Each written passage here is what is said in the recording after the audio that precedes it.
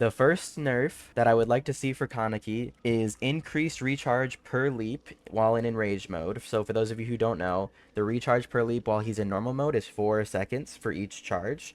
In enraged mode, it's 2.5 seconds. One thing I noticed is that Kaneki always has his power up, so I think he could, for a potential nerf, make it so his power is a bit longer. So increase the recharge per leap cooldown in enraged mode from 2.5 seconds to 2.75 or even 3 seconds. This change is made to the power almost always being off cooldown, as well as always on top of a survivor if used correctly with not much escape potential. This is to help with the survivor a little bit. Another thing that we face is his vault speed during enrage mode is incredibly fast, to the point where it's faster than old Chucky's scamper and not very healthy for the game. So I think increasing this vault speed from 0.999 seconds to like 1.1 or 1.2 would help nerf this without making it completely useless, because his default vault is 1.5 seconds. So you still want to have it be, you know, a power you can use in chase, but it needs to be down tuned a little bit. And then the third nerf is reduced auto aim on the leap attack plus fixed issues hitting some survivors through walls. So this is kind of hand in hand. This would both be a buff and a nerf for this killer, seeming the lesser auto aim would all allow would allow easier evasion from the survivors, so they wouldn't have to be worried about getting hit as well. While at the high skill levels for Kaneki, make it so the killer doesn't accidentally lock onto a survivor when they're trying to leap somewhere near them. So it would help both sides, and then also just kind of fix it so if they're kind of behind a wall, it doesn't hit them, like it doesn't connect, so survivors don't keep getting hit through walls, because I do agree that that's kind of bullshit. Especially on different elevations, like I don't think that should work either. Now, to compensate, I go through a list of several add-ons here. Hold on, let me count how many. 1, 2, 3, 4, 5, 6, 7, 8, 9, 10. So half of his add-ons are incredibly situational and almost useless. And I'm just gonna go down the list from starting from the iridescent all the way to the brown add-ons. Or maybe I'll go from the other side away. So the Enteku apron, which decreases the slide after a leap by 50%, now should increase the slide of the leap by 10%. Nobody ever uses the decrease slide because the slide's the most fun part of the kit, right? So now it's going to increase the leap slide by 10%. Now the Black Goat's egg, this one makes you earn 100% bonus blood points when performing a perfectly timed grab attack. Now add the aura reveal of the pallets while aiming the leap to this brown add-on. This is because later on I remove the aura reading for the pallets and windows from the green add-on, because I don't think that should ever be locked behind the green add-on. And most, like, Chucky and other killers like that have it behind a brown add-on, you know? So it's just, I don't know. It it doesn't make sense as a green add-on, because no one even uses it as a cheap brown add-on, let alone a green add-on. Kaneki's Satchel, which is a yellow add-on, increases the speed of the third leap by 30%. My proposed change to this is to increase each consecutive leap by 10%. So the first leap is 10% faster, the second leap is 20% faster, and the third leap is 30% faster.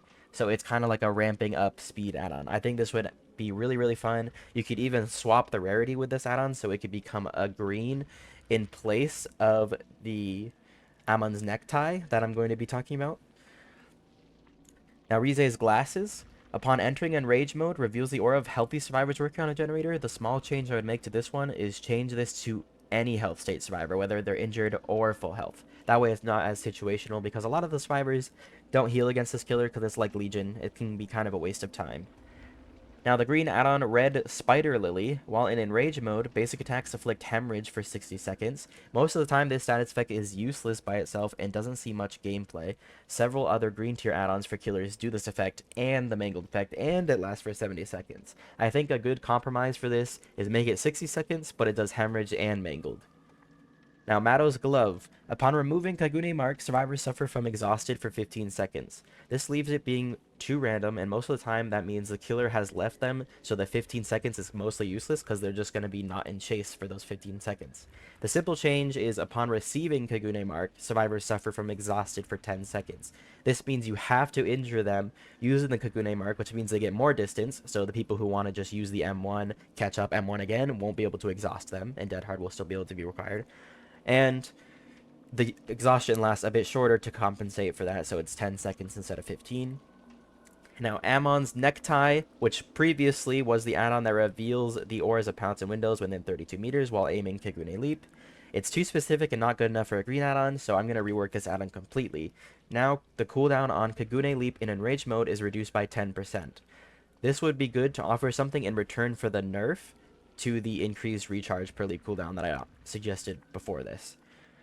Now the torture apparatus. When in rage mode ends, gain 5% haste for 6 seconds. Most times in rage mode ending is completely random, and because the haste is so short, this add-on gives no value. There's two options I suggest for this one. When in rage mode starts, gain 5% haste for 6 seconds, so you can kind of catch up to survivors a bit quicker, which I think would be on par for a purple add-on. Or when it ends, gain 5% haste for 15 seconds, so you can try to get some value out of that haste, even if it's in a random time where you're not really chasing a survivor. Now, the CCG ID card, it has too many activation conditions for so little amount of aura reading. The aura reading is 3 seconds. I have two ways it could change. When performing a Kagune Leap vault, reveal all survivors' auras within 24 meters. It was only marked survivors within 24 meters. And now reveal them for 5 seconds was only 3 seconds. Or reveal all marked survivors was within 24 meters. Now you can see their map wide if they're marked, still for 5 seconds. Although this would kind of be pretty nutty if you're trying to tunnel someone. So I think the first change is a bit better. Just all survivors within 24 meters of the vault, because then people that you're already chasing are nearby. You can't just find someone hiding across the map for free. Now the iridescent eye patch. While in enrage mode, vaulting a pallet on the third consecutive Kagune leap breaks it.